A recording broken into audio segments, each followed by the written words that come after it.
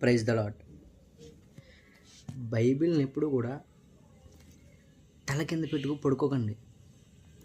దానివల్ల దెయ్యాలు రాకుండా ఉంటాయి అని అనుకోకండి. బైబిల్ మీరు తల కింద పెట్టుకున్న దెయ్యాలు వస్తాయి. దెయ్యం అంటే 2 కొమ్ములు, 2 చేతులు, 10 కాళ్ళు అది కాదు. దేవుడు చెడు ఆలోచన. సైతాన్ అంటేనే చెడు ఆలోచన. చెడు ఆలోచన అంటేనే సైతాన్. ఓకేనా? మీరు చేయాల్సింది బైబిల్ని తీసి చదవాలి. ఇది మీ చెడు ఆలోచన నుంచి దూరం చేస్తుంది.